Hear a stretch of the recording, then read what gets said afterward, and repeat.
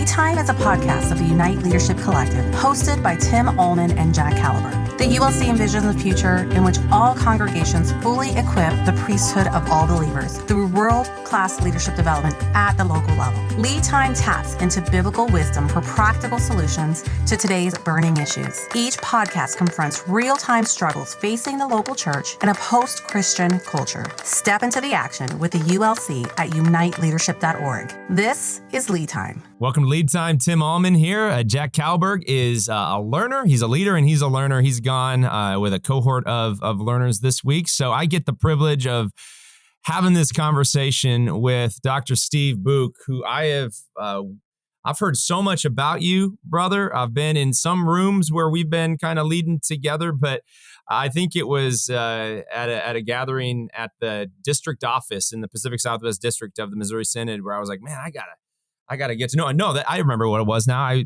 was hanging virtually and you were actually there in that room. And so much respect for you. If you don't know who Dr. Buuck is, he serves as the Chief Executive Officer at Faith Lutheran Middle School and High School in Las Vegas, Nevada, a proud member of the Pacific Southwest District. Faith Lutheran is the largest Lutheran school in the United States and the largest non-public school in the state of Nevada, serving more than 2,100 students in grades 6 through 12. Unbelievable. Steve earned his undergraduate and master's degree at Concordia University, Wisconsin, and his PhD at Marquette University. What was that PhD work in, Dr. Buuck? Yeah. So at Marquette, you actually have to minor and major. So I majored in educational leadership and policy, which is helpful. And thankfully, back 30 years ago, I minored in business administration and now running a large business. All of that has proved fruitful for me. Useful. Steve has served at Lutheran high schools in Texas, Michigan, Nevada. He's also worked for Wisconsin International University and taught graduate school in Brazil, Estonia, and Taiwan. That's awesome. This is something I didn't know about you as well. You're a licensed lay deacon in the Lutheran Church Missouri Synod. Now, we're not going to get into what happened a few years ago, but we have deacons in our congregation, and I'm glad you serve as such at Faith Community Lutheran Church. Served on the board of directors for the PSD, the Pacific Southwest District, board of regents for Concordia University, Irvine. He currently is the president of the board of directors for the Association of Lutheran Secondary Schools. Praise God. Steve is also blessed by his wonderful wife, Julie, who serves as the director of student life at Faith Lutheran. The Buucks have 3 adult children, 2 grandchildren. And in his spare time, Steve loves, you're a sports guy. We may get into some of that. Sports of all kinds, travel, golf. You're a road biker. And you see, because you live in Vegas, a lot of shows. You love the arts, getting to see lots of shows on the strip. So thanks so much for hanging out with me today, Steve. How you doing, brother? You're most welcome. Living a dream. Isn't that right? Every day. Every day is a gift. 100%. Even in the rain. I don't know what it's doing down in Phoenix, but this is the second day in a row we've had rain, which, as you know, as desert dwellers, this is rare. It's spectacular. I used to have these overcast days because we have the exact same down here in Phoenix. And I used to be like, this kind of makes me gloomy and such. I'm like, come alive because we got like 340 days of sunshine is what it feels like down here. And you have the same in Vegas. So I shared a little bit of your story, but go a little bit deeper into your leadership story all the way up to this present day and age. Let folks know a little bit of the what it is you do, but the why behind what you do as well. Well, yeah, maybe I'll frame it a little bit historically. When I came out of Concordia, Wisconsin as an undergrad, I really only had one career ambition, and that was to be a Division I head football coach. So I started coaching in public schools in Milwaukee, a school called Wauwatosa East High School, coached there for a couple of years, and then took my first call to Concordia Lutheran High School in Tomball, Texas, figuring if you're going to start in high school, you might as well go down to the Mecca where those people take it seriously, and really enjoyed it. Became a head coach at 27 years old and was in Texas for a total of 4 years. I was also head basketball coach and head baseball coach and head golf coach in a small school, right? Just doing everything. Basketball kind of gave me something to do between football and spring football down there. And Texas, by the way, I just have to comment, at least when I was there in the 80s, the whole state revolves around football, so much so that, first of all, there were no fall sports for boys. Cross country and soccer were winter sports, competed against basketball. And then the state championships in like baseball and track were all done by the third week of April so that high school spring football could go unimpeded. So the whole thing was awesome, right? I was just absolutely living my best life down there. And ended up taking a call to be the head coach at Lutheran High School North in Macomb, Michigan, suburban Detroit in 1990. And I was there for 3 years. and became the assistant principal in my third year there. I had been a high school English teacher those first 6 or 7, and became the assistant principal. And then my dad, who was president of Concordia, Wisconsin at the time, had a vision really to take Concordia around the world, but ran into accreditation problems, when you're trying to service people in Brazil and Estonia and other third world countries. So he just kind of brought our family together and said, let's just start our own university. And at first we called it Concordia International University, and launched campuses in Kiev, Ukraine, and Tallinn, Estonia, and Porto Alegre, Brazil, in cooperation with ULBRA, Universidade Luterana do Brasil, the largest Lutheran university in the world. I'm sure they have over 100,000 kids down there. It's amazing ministry. So he said, Steve, look, I got to run Concordia. Can you quit your job as a high school football coach and move to Milwaukee? And you got to run these universities for me and find faculty and worry about curriculum and dissertation defenses. So I left, and he said, you might as well get your PhD while you're here. So I had two choices, Marquette or University of Wisconsin-Milwaukee. I chose Marquette and was there for 4 years. And then by that time, I had to get out of football because I was a full-time doctoral student and trying to help my dad run these universities. And it was crazy because I was 32 years old. I'm hiring my Marquette faculty to go teach for us in Brazil and Estonia. I'm sending my own teachers around the world. It was a crazy time. Cool. On it. But loved the international thing. I wrote my whole dissertation on how do small private colleges and universities in the state of Wisconsin, very specifically, recruit and then retain international kids. I thought it was a key to world peace. I thought it was a great way to, I've baptized Chinese kids here at Faith Lutheran, right? It's a great way to spread the gospel, right? And we have this incredible educational platform that people desire. To me, it's our greatest export. Like, people are dying for U.S. style education. And so did that. I was thinking I might get into higher ed at that time. Kind of football got out of my mind because I was, I had to get out of it to be involved in that. And then Lutheran High School North called me back to be the principal. I was 34 years old at the time. That was a school of about 600 kids, and took that job and was there for 12 years, and then became the high school principal here at Faith Lutheran in 2008. And that lasted for 3 years, and I became the CEO in 2011. And so as I said, you asked a really great question. And one thing I said was, I believe the leadership positions seek out the man or woman. The man or woman shouldn't really seek those out. And so none of the jobs I've ever had have I applied for. People just said, hey, will you throw your hat in the ring and give this a shot? We think you're the right person. And so God's just, blessed me beyond what I deserve. Maybe once a year I'll watch a bowl game and think, dang, what if I would have stayed in coaching? Where would I be today? And then I think, I can't believe they pay me to show up at Faith Lutheran and work. Like, this is the greatest gig in the country. So that's how I got where I am. And, I'm a perfect example of God using simple people to do great things. Oh, man. So I want to go back in your story before we get to the present day and all that the Lord is doing at Faith. I've had the privilege now of coaching football for the last year. Sweet. Yeah. I joined the coaching staff. I'm not the head coach, but there's no way to have time for that. But coach DBs, I think I got promoted headed into next football season as the special teams coach, leading that, head of special teams. So, but I got the privilege of working with John Carlson. John played 7-8 years in the NFL, tight end, came out of Notre Dame, played there. And just love, he's a Jesus follower, passionate Jesus follower, and just love what football does in shaping the next generation next to the military, because it invites you into all of these very uncomfortable, it's hot. Who really wants to have all that gear on, especially here and there in 105, 110 degree heat, very uncomfortable. It's such a diverse group of guys.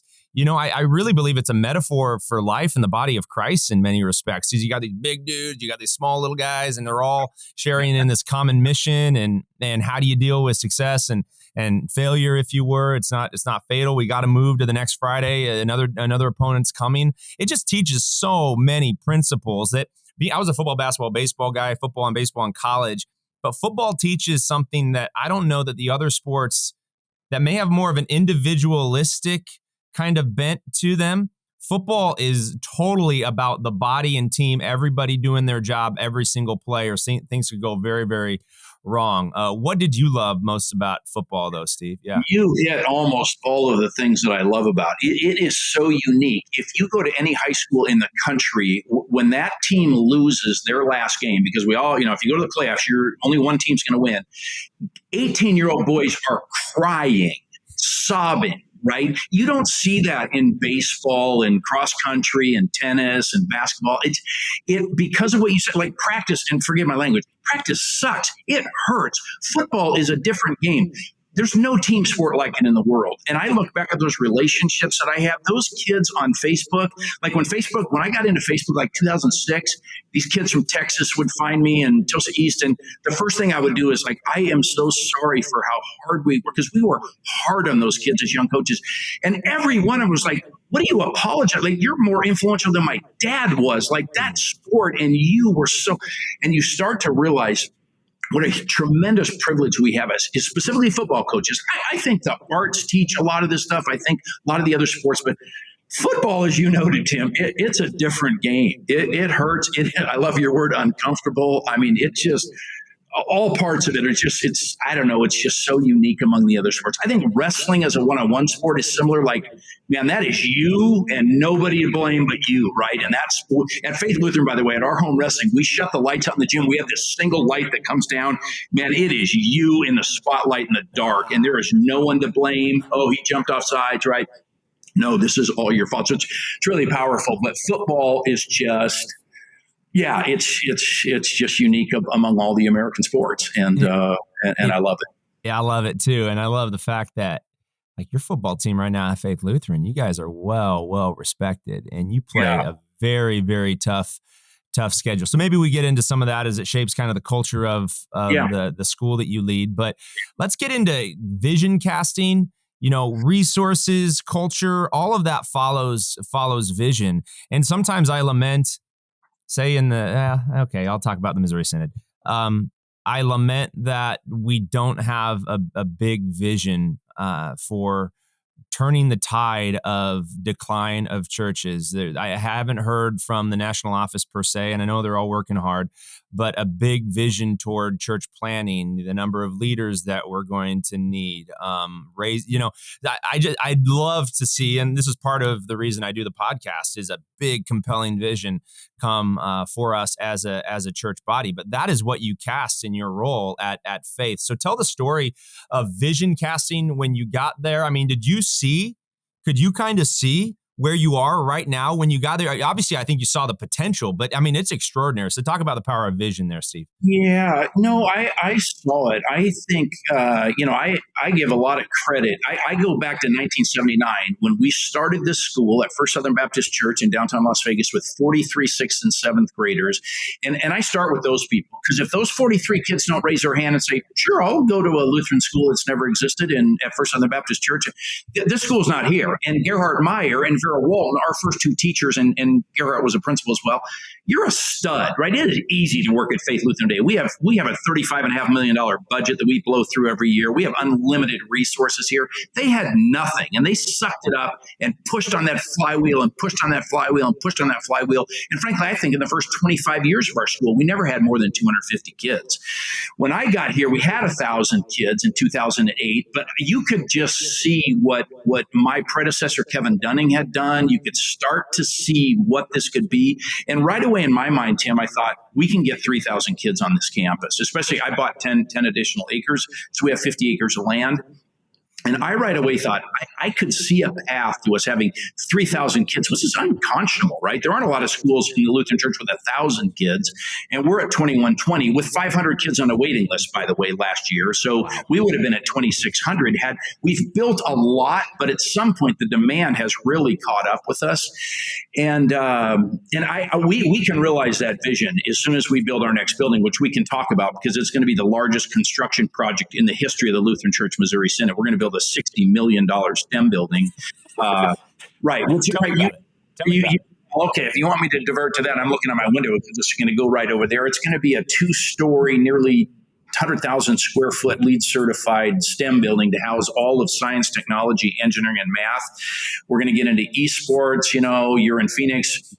Grand Canyon University 5-6 years ago was the first esports room I saw. And because gone are the days that you can tell your own kids, because they're younger than mine, you can't sit in the basement and, play video games. Well, yeah, you can. And you can make north of $1 million playing video games. And colleges now are given full rides to that. So we're going to have that. But I'm also excited that we're going to have a 4-bay auto garage because I really want to get into the trades. I regret that I mean, at some point, I want to get plumbing and electrical, right, and welding, right? There's some high-paying, upper middle-class income jobs. College, the way the price point's escalating, it's almost like there's a value proposition even there. You can YouTube any of this stuff and learn it. All of the great universities, let's deal with Harvard and Yale, they have MOOCs, right? What they call massively open online. They're free for me and you. I can't get a degree. I can watch every single class at Harvard. Why would I spend 65, 75K a year times 4 to get that degree? So I want to think a little bit differently that way. And then I look at it at a trade school like that, I mean, your church is probably the most poorly and underutilized facility in the world, right? They're basically the sanctuary, let's deal with. It's basically used on Saturday nights, maybe Wednesday nights, Sunday morning, and then they sit empty. Schools are second behind it. We only go to school 180 days a year, and we only go for 7 hours a day, and then these schools just sit empty. So I would like to be a place where the underemployed people could come from 3 o'clock to 9 o'clock, get some young adult learners or some even experienced people to come and learn the trades and build these great facilities for them. Anyway, I'm digressing. By the way, I would have been the poster child for ADHD had it been around in the 60s, but I'm not. So this building, in theory, is 32 classrooms times 25 kids in the class. I'm a big fan of 25 kids in the class. Not a big fan of 24, not a big fan of 26. I like 25. It's a good number. In theory, we could add 875 kids into the school, right? So we would hit 3,000. But what I've kind of told everyone around here, because not everybody loves growth. And if you want to talk about that, that's a whole nother animal, right? I love growth. I'm energized by it. I think we're commanded by Jesus in the Great Commission to grow. But what we've told ourselves is once we build this, and we think this building will be ready to go as far as new kids in August of 2026, so we're still a year and a half away. We're going to grow to 2,500 kids, and then we're going to see what is traffic, pick up and drop off like. I don't care what school your kids go to, pick up and drop off is a nightmare. We have 2,100 cars currently picking up and dropping their kids off from every zip code in this valley. What is it going to be like to add 400 more? What does that do to lunch lines? What does it do to our chapel seating? How do we even have a pep rally in the gym, right? We're going to, what does it do to hallway traffic, right? So we're going to go to 2,500 right away, and then we'll pump the brakes and say, can we keep inching, more and more kids into it? But I'm really excited. As you know, most prognosticators would say 70% of the jobs 20 years from now are going to be in the STEM field. So why not be a leader in that and take a really bold vision of something that, you even laughed at 60 million. Even I sometimes go, 60, we're a Lutheran school and we're talking about building a $60 million single building. But I believe God calls us to excellence. I think the Lutheran Church for too long has apologized for being excellent. And we are. The Lutheran Church is such a powerful force, definitely on the education side where I reside. No one's got as sophisticated a system as we do. We're not the biggest. We're second behind the Catholics. But they don't have universities that train their own people. They don't have this concept of called workers and vocation. And we have such a gift, I think, to offer the world. And certainly after the pandemic, demand, I think every Lutheran school in the country is probably growing because we did not freaking blink in the face of COVID, and so many other schools just panicked, and we led the way through that. And if history records this, honestly, it's going to state with piercing clarity that Christian schools and Lutheran schools led through COVID, and we're getting rewarded for that right now because demand is coming our way. Yes. Oh, Steve, I just get so jacked up talking to you and vision, future, love, care for, mission, obviously centered in the mission of Jesus to get all of his kids back. That is what oozes out of every pore in your body, bro. It is just so compelling. But you talk about how many, and people may say I'm vision, future, all that kind of stuff here. We got 20 campuses, 20 years. I mean, we're working toward, I got a conversation tonight around a potential partnership in downtown Phoenix. Like the Lord is at work, and it's just fun to dream new dreams and to lean into it without anxiety or fear, but trusting the Lord's already there. He's the God who is above us and before us, and within us. And he's moving us into that future preferred reality with the simple mission of sharing the gospel with as many people as possible. But the church institution, whether it's a school or a church, whatever it is, there's that pull toward no scarcity. Watch out. You could get hurt, like things could go. And then within the leader, right? We have Satan attacking us. Who do you think you are casting vision like that? It's all going to fall apart. you're going to be exposed. This isn't going to work. So the shame, blame game, all that like rests on our heart. What is it about the pull? I think it's satanic, by the way, rooted in sin, that leads us toward watch out, take care, be careful. So what is it about that leads many organizations to just kind of regress and say, I think we're okay. We're okay like we are. Well, I think it's a lack of faith, honestly. I mean, there's nothing else to describe it other than that. Like you can't dream God-sized vision because you think your God's too small to take care of that. And again, I don't want to be flippant with money and resources and put our school or our organization, our church body at unnecessary risk. But God has proven he can do great things in spite of us. Right? In spite of us, that is how powerful he is. And in our school in particular, because 64% of our kids, so you're looking at 1,300 of our kids, are either completely unchurched or go once or twice a year. So I have this sense of urgency to depopulate hell. People are dying every single day having not heard the good news. And God, I always joke this way, Tim. Great Commission says, go and make disciples. I think I'm such a simple, dumb football coach. God says, just stay and make disciples. Just stay at 2015 South Wallapai. Just stay there, and I'm going to parade the nations of unbelievers right to your freaking campus to make this awesome. Really simple for a guy like you. And what I hate doing is turning away. When 500 kids last August didn't get to go here, it breaks my heart for the sake of the depopulation of hell, not for the sake of, we're cool and we're big and everybody wants us. Like, I seriously, I have a burning, I'm upset that we have to turn these kids away. Go to the public school. You'll love it. It's just like Faith Lutheran is right now. No, it's a completely different experience. And so I just have a heart for the lost. And I think God has given us these unique platforms in our Lutheran schools to help solve that problem. Lutheran schools are, I'm obviously biased. They're the best, Steve. They are. I really think they are, not because of our theology, but because of the mission. I know Dr. Ryan Brado, member at our church, good friend, right? And he's done a lot of work historically that our schools are different because their mission, they're not covenant schools. So talk about the culture in your school, like the percentage of kids that are on their way to Jesus and those who have already arrived. Jesus has already claimed, because I bet it's a pretty high percentage that are on their way to Jesus. Isn't that right, Steve?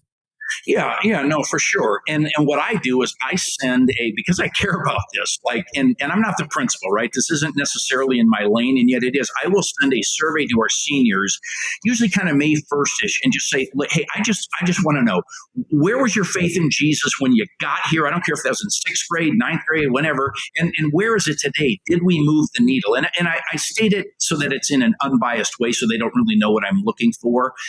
And it just does my heart so good to see that the needle has moved on these kids, that they've learned about the greatest news I've ever heard in my life, that the God who created Red Rock Canyon, that I should be able to see, but it's cloudy and rainy, that the God that carved out the Pacific Ocean, that who created that same God loved us so much, right? We're on his radar every minute of the day. And to share that, it's winsome. The gospel is so winsome. I think as when the church starts to fight, that's not winsome. When I see guys at the Bellagio going, you're going to go to HE double hockey sticks.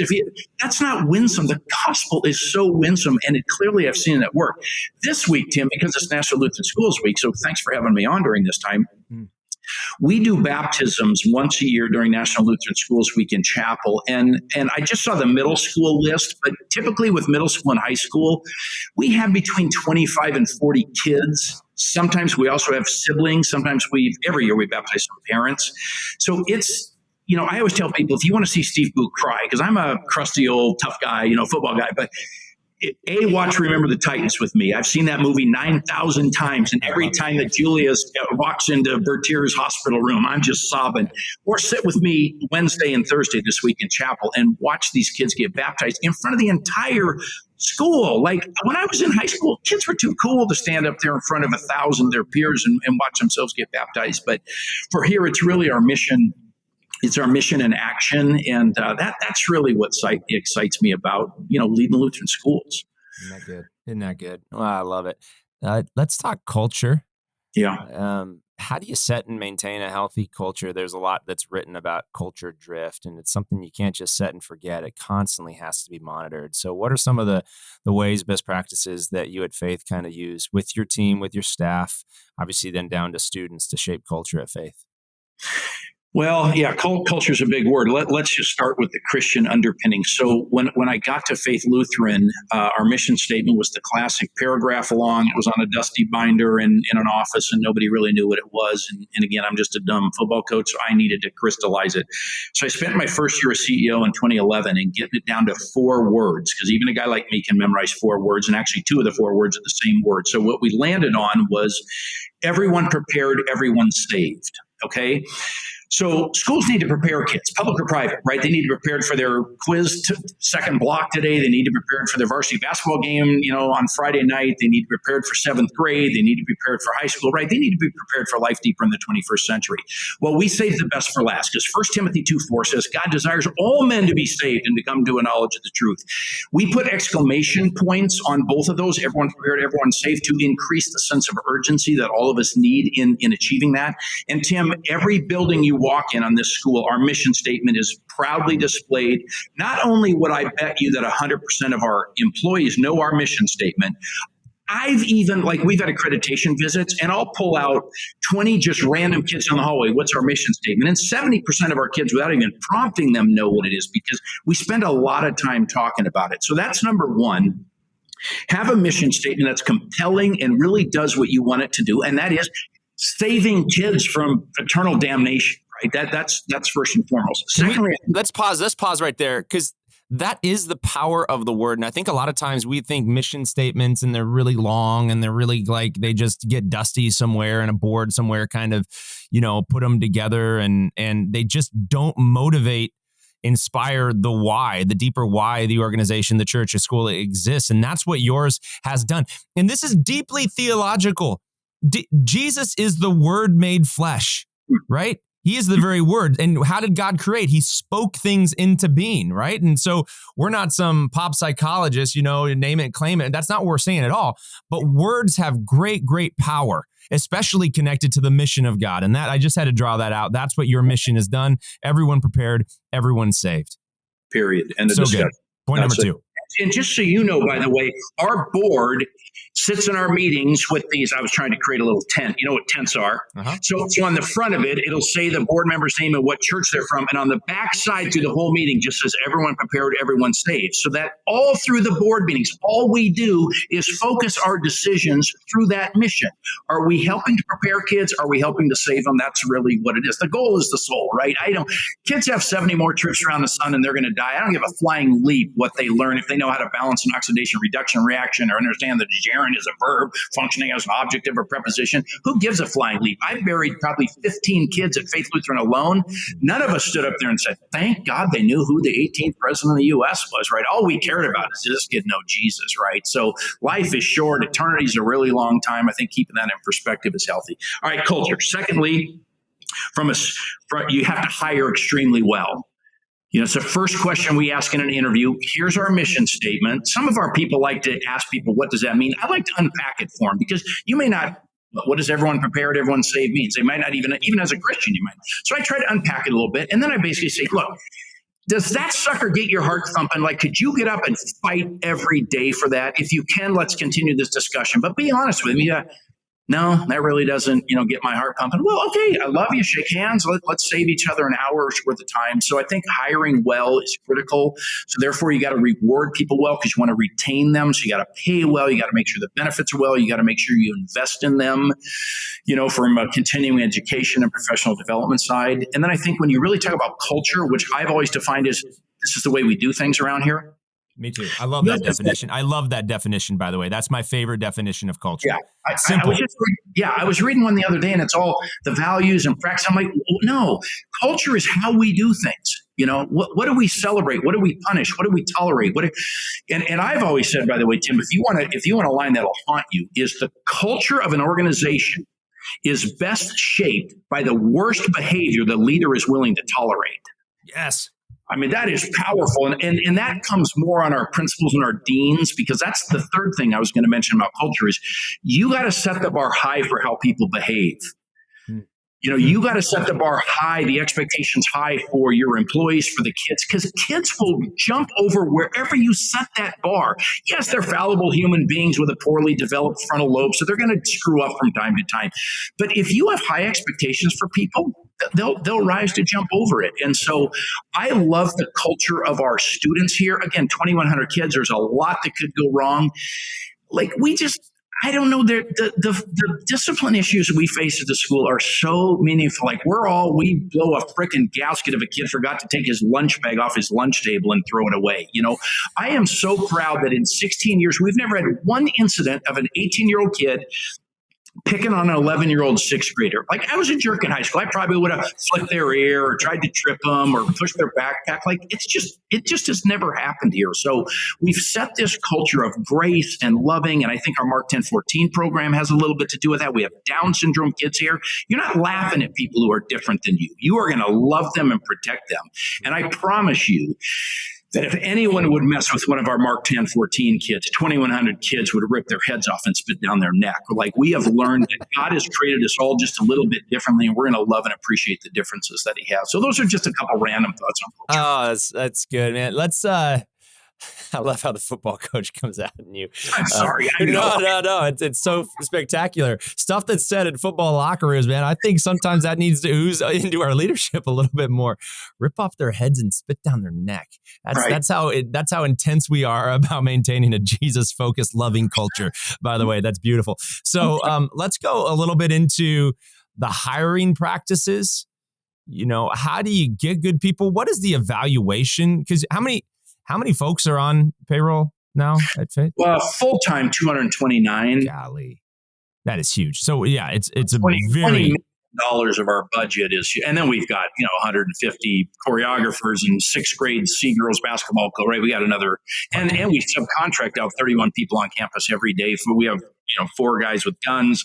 Our cleaning service, we use Sodexo, so we have 11 employees doing hot breakfast and lunch for our kids, and then our landscapers. So we have 31 additional full-time subcontract people in addition to the 229. So what do we have? 260 there, and then like I said, over 100 coaches, dance instructors, things like that. And it's big.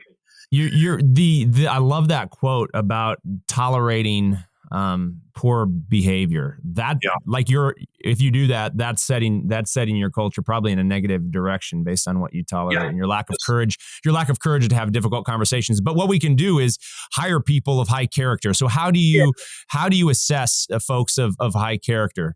Because they may want it, but they may not be the right fit. It may be about the ego. It may not be about the mission or about the other. So how do you assess that, Steve? Yeah, and I don't know that on the hiring side we've been perfect, right? Because people can blow sunshine at you, and references are afraid nowadays, given the litigious society in which we find ourselves, that they're not going to say anything bad. So we've definitely had some bad hires. But I think the key to us, Tim, I can't think of a year that we haven't let people go. And both for, non-missional fit, but you can't just be a nice person, and you have to also be excellent. And I think a lot of Lutheran schools, a lot of Christian schools are, she's so sweet, we want to keep her on, but she's incompetent in the classroom, and we owe these kids a world-class education. And so we've gotten rid of people just being nice. That's not enough. You got to be nice and excellent. Right. And so we hold people accountable that way through performance evaluations. We're constantly asking our parents what they think. They're our customers, right? Here's a great question for you that this came to me about 10 years ago. Only Christian education, only private education in the K-12 space. There is nothing like it in the entire U.S. economy where one school is charging you $15,000. And in my state, for example, 96.4% of Nevadans choose free. So I'm competing against free. I'm not worried about Bishop Gorman High School, which is an athletic powerhouse. They're on our street. I don't compete with Gorman. 96% of Nevadans choose free public education for their kids. That's who I'm competing against. I have to be that good that people are willing to pay us $15K a year to go to school. And every last one of them is driving by free public schools they're in. I always think every day, what if 2,000 families go, frick, that school's free? I'm out. We have to be that good that people are going to be willing to pay for it. And so therefore, we got to be rigorous in, I don't know that we do anything magical on the hiring side. I think we do our best, right, to as I said, some of the questions are really mission focused, make sure people understand what they're getting themselves into, what the expectations are, and then evaluating properly and then letting them go when they don't fit. But we have made some hiring mistakes. I fired a guy this fall that I swear to you, I mean, it was an awkward thing that he did. And so I'm in there with HR and I kid you not, he's been here for 3 years. And he says, look, he says this to us through the tears as we're having a really hard conversation with him. He goes, I'm not real religious, but wouldn't Jesus forgive? I'm like, you just told me you're not really religious and you work at this school? Like, Sam Hill, how did it take us 3 years to get to this point? So anyway. All of our organizations are works in progress, but we're measuring the progress rather than just having to be perfect in all things. So I love that honest answer. So, as it relates to, you need that strong value proposition. People are paying the $15K. They can get it. They can get it for free. And so the accountability conversations that we have with our staff, I can think of some listeners right now saying, well, man, I lead a school or I'm in a church. I got a DCE or two, and maybe I got an associate pastor, and they're called. I can't have the evaluation conversation because they're called. So what do you do around the called church worker kind of motif? Well, at least at Faith Lutheran, everyone's on a 1-year deal. So, and we're in At-Will State. So I more than I have a heart for called workers. I mean, we are so blessed. We have 70 called workers here at Faith Lutheran, and what a blessing, right? They've come through our system, or they've been colloquized, right? They buy into the culture, the ministry. They're outstanding. And I'm trying to think in my career, I can only think of one called worker we had to let go. And by the way, Tim, through the tears, she said, "Thank you. I am afraid of high school people." And I don't think we had gotten her from an elementary school in Oregon. And I felt horrible because she was a sweetheart. I was principal back at the time, but man, she thanked me, and I've never forgotten that. Like, she was actually like, this job was causing her so much stress. She knew she was in over her head. But I guess to go back to your original question, I don't know that called or non-called is a factor. I think we're all held to a standard of excellence. Thank God, literally, probably because of the training they've had through the call process, that's rare that we have to get rid of called workers. Same. They buy in, and they're so well, what I would say, socialized into the LCMS and how we do things. Amen. So let's pivot here, coming down the home stretch. This is super fun. What's the governance structure look like at Faith? Like, who holds you accountable, and because we're policy governance, strict Carver model. So we have ends and I have limitations that I'm called to live into. What is the governance model there, Steve? Yeah, it's 100% the same. And then to get maybe a little bit more granular, there are 13 Lutheran churches in Las Vegas. 8 are LCMS, 5 are ELCA, so we're pan-Lutheran that way. Each of those churches selects a board member. So that's on one hand, that's a little frightening, right? Like, I get zero say over the board members, and yet I'm on my 3rd board chair, and that's often when heads of schools lose their jobs on the 3rd board chair, right? There's that whole phenomenon about that, but I've been so blessed with our board. But the two things, Tim, and just let me segue for a quick second, I'll try to get back to your question.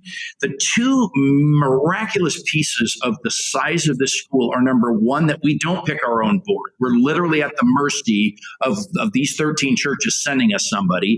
And number two, that we've never spent one penny on promotional marketing, right? I get the 4 P's of marketing. We spend a lot of time on price, product, place.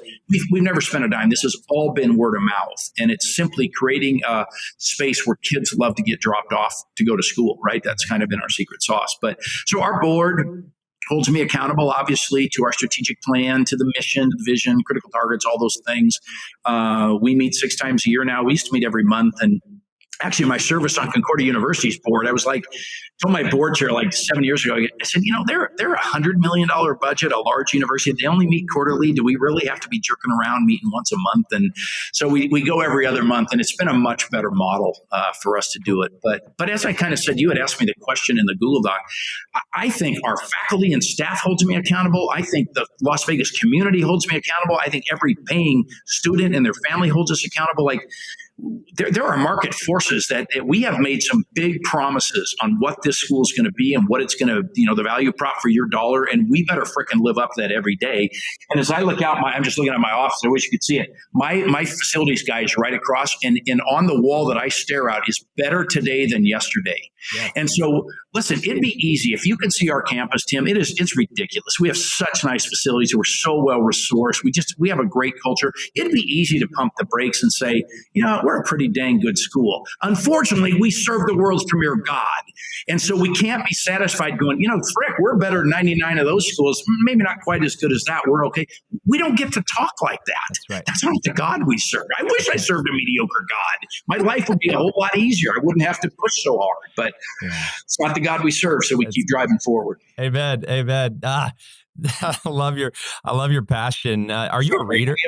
I get stoked talking about this. I get stoked listening to you talk, man. I mean, I'm ready to go conquer the hill. I'm ready to go win the kingdom game today. You're getting me inspired, Coach. This is legit, and I know all of our listeners feel the same. So are you readers or leaders or readers a lot? So what are some of the books that have, like, if someone wants to tap in, I know your personality, this isn't on the Google Doc, by the way, but some of your personality, you're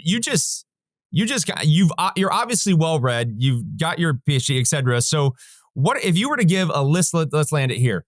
Top 3, in addition to the Bible, we're going to give the Bible its due, 100%. Right? Top 3 like leadership books, Steve, and or principles. I know you're looking at your bookshelf right now. You're like, wow, it's hard to nail it down. But just give us 2 or 3 of your favorite reads that have shaped culture. I'll return the favor as well. So yeah. I would, believe it or not, I still go back to Good to Great. I read it every couple of years. And even though Jim Collins is an atheist, there's just so much good work in there. He did write the little monograph on social sectors, which I think has been helpful for us. Kind of as I said in one of your questions, I tend to read daily emails every day, whether it's 1440 or Morning Brew, or I like Seth Godin. He leans really far left, but man, that guy is a marketing genius and has really great insights. And that's something I would encourage your listeners to do, is expand the bandwidth, right? Even if I disagree with these people, even theologically or philosophically or financially, boy, I found when I expand the bandwidth of people that I can learn from, it just helps me grow a lot. Beautiful. So I want to just be frank with you to your question. I'm not one of those guys who reads 52 books a year. The ADHD in me, I need an email that I can pound out, things delivered via email. They're not emails, but all of these things. Morning Brew, I can catch up on all the economics, the political structure. I follow all the, national financial indices every day. I just want to know what gold's selling for, what's the S&P doing, right? It just kind of helps me as I kind of look ahead. You gotta know some of those forces coming at us in the businesses that you and I run. No, that's so good. Well, you're obviously a voracious learner. I am. And I love to listen. Like I love to listen to people too. I'm a good listener, believe it or not, even though I talk way too much. I really enjoy just shut up and listen. I love lectures. I love to go to conferences. I never miss a sectional. I just love to sit in the front row and listen to people who are smarter than I am. Yeah, no, I love it. I love it. Two of my favorite books. So Leadership and Self-Deception. I don't know if you've heard of that, by the Arbinger Group. You don't need to write it down, Steve. You got plenty to do. But Leadership and Self-Deception, it's a really, really good one. Talk about being in the box and out of the box toward other people. We place ourselves, we deceive ourselves and put the best construction on our own intent. And put the worst construction on others. And so we get outside, it just kind of opens us up to other people, other ideas with a posture of humility.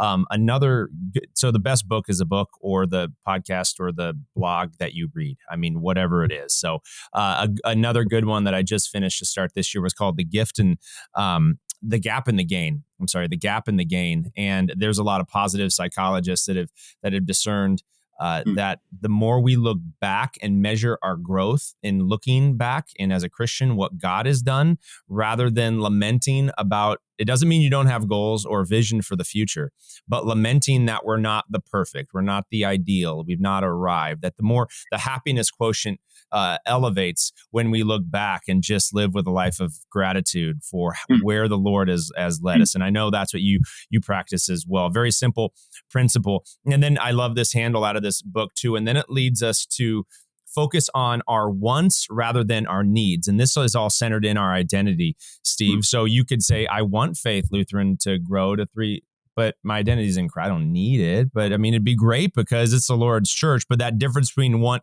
and needs, anything there kind of pinging your thoughts from a leadership perspective?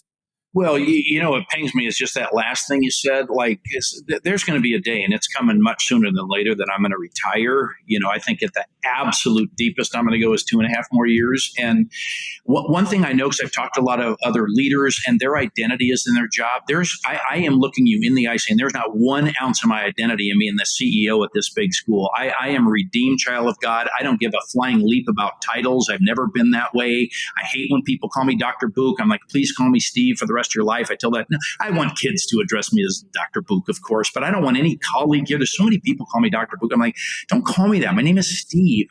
Jesus redeemed me. And that's, trust me, when I walk out of here, there's not 1 ounce of my being that's going to go, oh God, I'm just this former pro athlete who's lost his identity. I could give a flying leap about that stuff. So I can't wait to walk out of here. I love this place. I love the mission, but I cannot wait for God to bring another man or woman behind me and drive this thing become so much forceful in the world. And by the way, we started what we call Flow Faith Lutheran Online in conjunction with Grand Canyon. And I got to see Ryan at the game. Julie and I flew down last Saturday night for the basketball game, 10 days ago.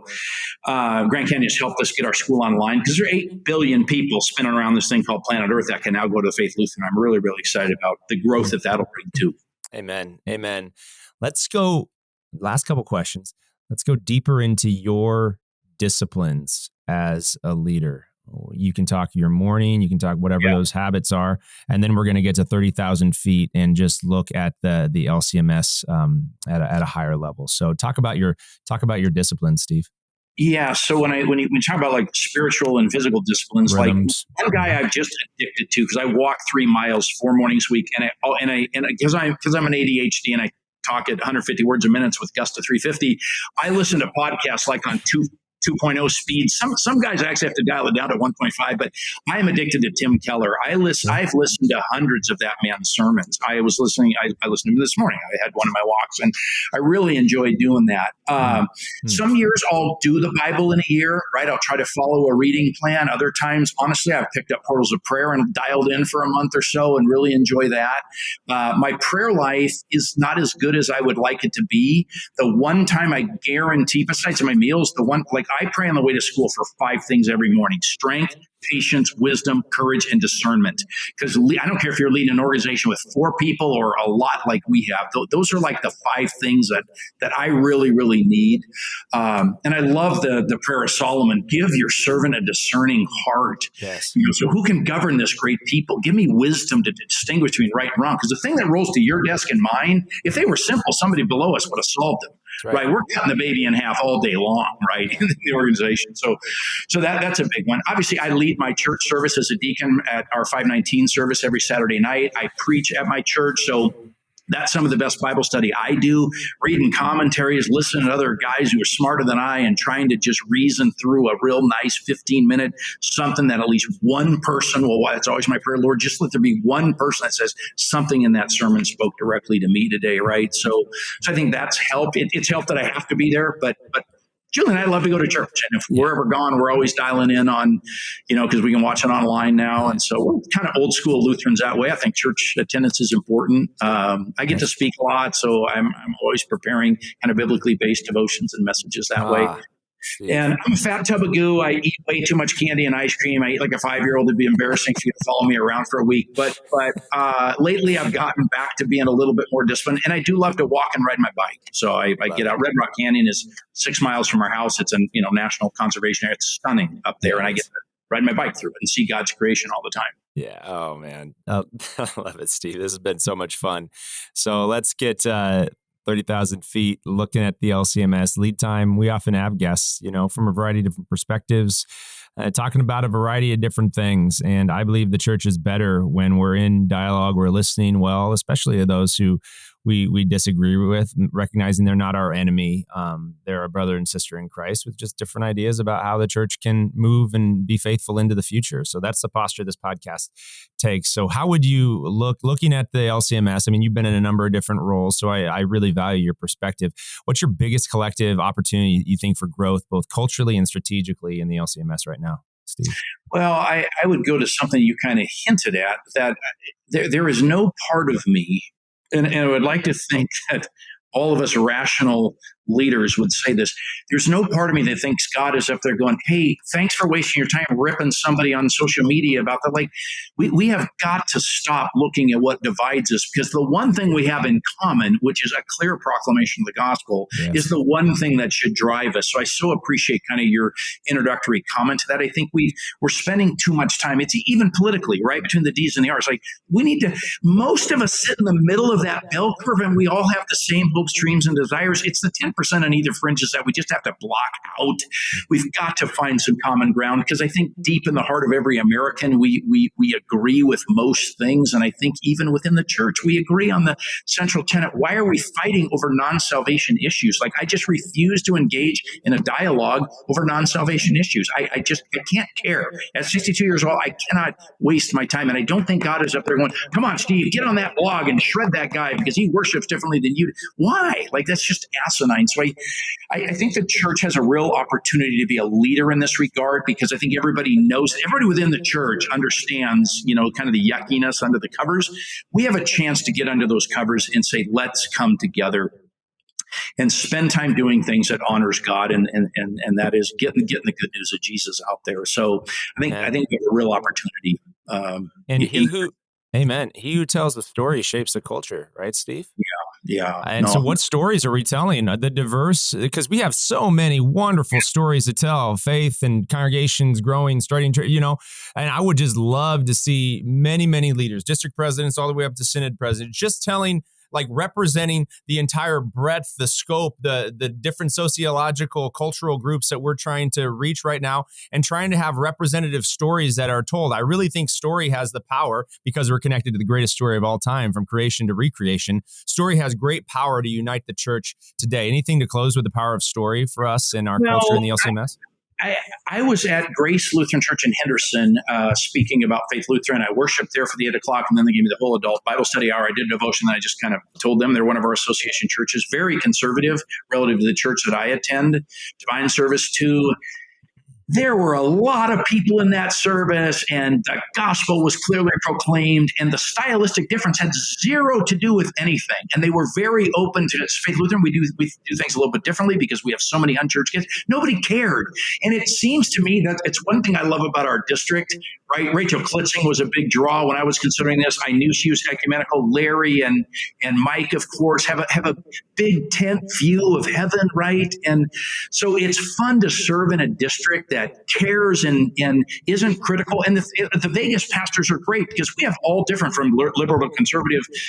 Nobody's fighting and pointing fingers like you do it wrong, and nobody cares about that stuff. And I love being in Las Vegas. I think our Lutheran LCMS pastors do a great job here of supporting each other. Yes, we're different, but the bottom line is we're the same. And I don't know, it inspires me. Where I was in Detroit, we'd have a certain chapel speaker say something wrong, and 5 pastors would be in our office all pissed off about it. I'm like, man, here, let's big tent this sucker and get as many people into heaven as we can while we have a shot. So I know this is a generalization, Steve, to affirm what you're saying, but I think more of the hospitality, the creativity, the collaboration that is present in many of our saltwater districts needs to have an impact on the center part of the country in the LCMS. And that's not clean. It's going to take time and trust and all those types of things. But I've heard what you just said about Milwaukee, or different kind of